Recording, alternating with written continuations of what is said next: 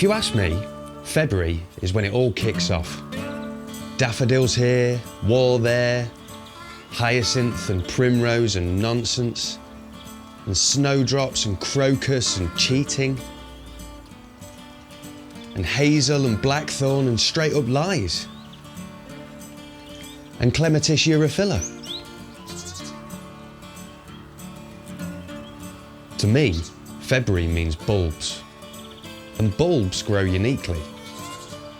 They have a kind of underground food battery that allows them to suddenly pop up between all the dirt and detritus left over from winter.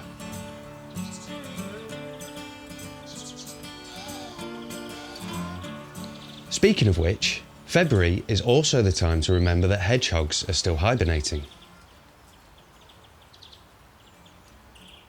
I am desperate to cut back this hedge, but if I start messing around over there, it could freak them out. And if there's babies in there, I just couldn't live with myself. I've got no idea if there is any in there, but there was some a few years ago. Anyway, this pile is sort of similar to what the Germans call Hügelkultur, or something like that. This one has got sticks and leaves and turf and weeds, and it's even got dandelions growing out of it, which are a great source of early pollen for pollinators. It turns out that leaving a pile of sticks and leaves and stuff on the ground isn't just good for wildlife, it's genuinely beneficial.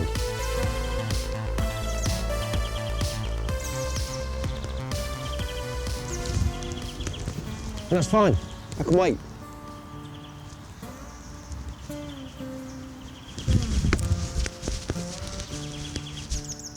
Right, if I'm going to leave that hedge alone for another month, I'm going to need a distraction. And I don't know what it is, but I've got this compulsion to go out there and find willow tits.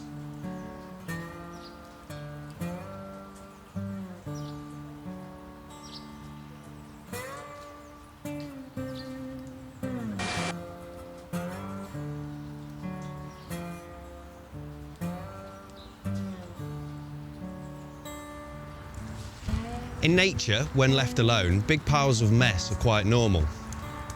Fallen trees and branches and decaying plants and leaves, all good stuff for wildlife. But sometimes, because our natural world is struggling, conservationists need to make that mess themselves. Another species that loves a big mess is a willow tit.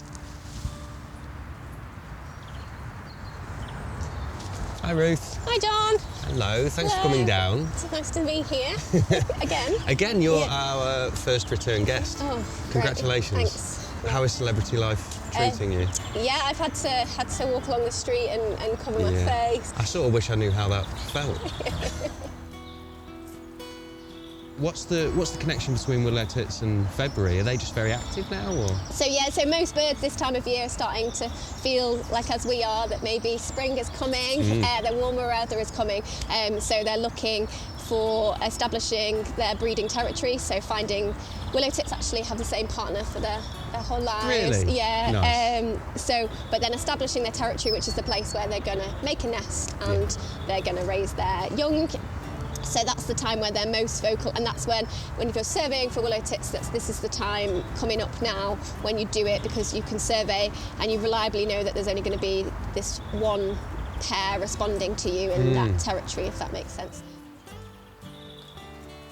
I'm looking at a mess. You are looking at a mess, yeah. Why am I looking at a mess in nature? It looks like someone chopped all that down. What are we looking at? So what we're looking at is a new conservation habitat management technique that we've been trialling, which is called willow laying, or some people call it tree hinging, which is essentially when the canopy gets too tall. It's a bit like being a beaver as well, but when the canopy gets too tall, there's not much diversity to it, so it's all just tall trees and nothing really going on in the understory.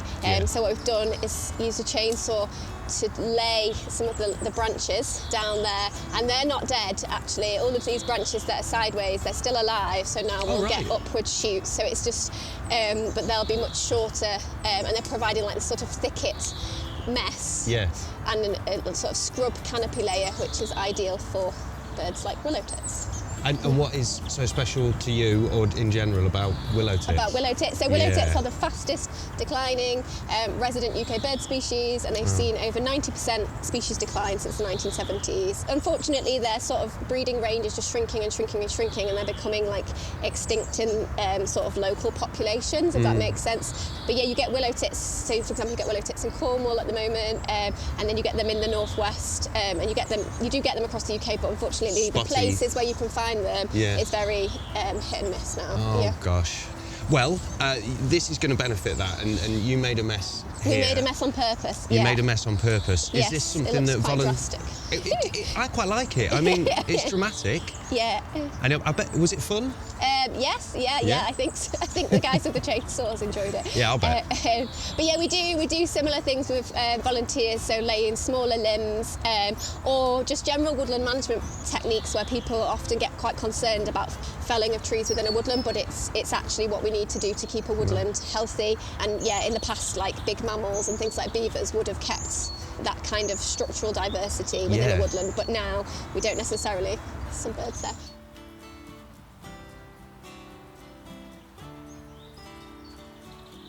So willow tits like to, when it comes to breeding season, they like to hunker on down in a thickety area where the blue tits won't necessarily be, or where they won't notice them. And then they're also trying to avoid predation of their young by woodpeckers as well. So you're creating a habitat that's less favourable for those other sort of competing species.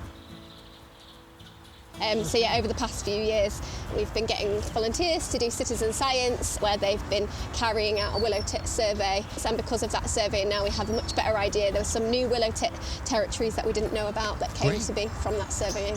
Amazing. Yes. Yeah. And so in February, that is a conservation activity some people can look up? Yeah, get out and get into surveying. Yeah, lots of birds. All birds, it's the time of year that they'd be doing their breeding. So yeah. Well, I'm going to do my tiny bit here. If I see them, shall I let you know? Will that be useful? So anytime you see or hear a willow tit, that's interesting information, and you should log it with your local records centre. So Manchester, that's Greater Manchester Local Records Centre, but over in Merseyside there's, I think it's called Mersey Bio. Fingers crossed I can do my bit today. Yeah, I've got my mission. Thanks, Ruth. Thanks, John. High five.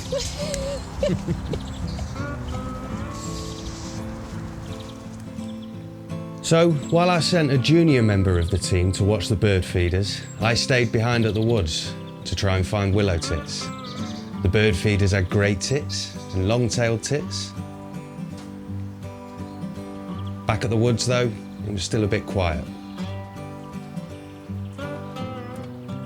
Merlin Bird ID told us that all of these birds were close. No willow tits. But then, just when all hope was lost, a willow tit.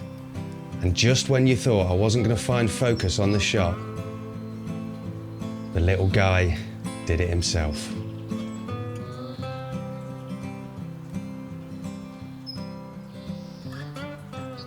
So, February is a very exciting time. The cherry blossom near us just came out. You should go and check that out in the next fortnight. Anyway, thanks for staying to the end of the video. Since you're here, I'm going to tell you the plan. This year, I'm going to track 3 different patches of woods that are all in a row. 1, a big old mess of Himalayan balsam.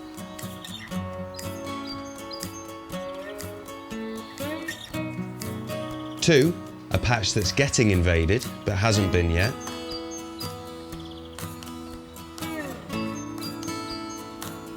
And thirdly, my patch, which I've balsam bashed for about 4 years now.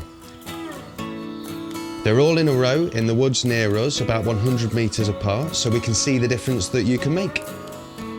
I know, it's very exciting, but please try to remain calm. See you next month.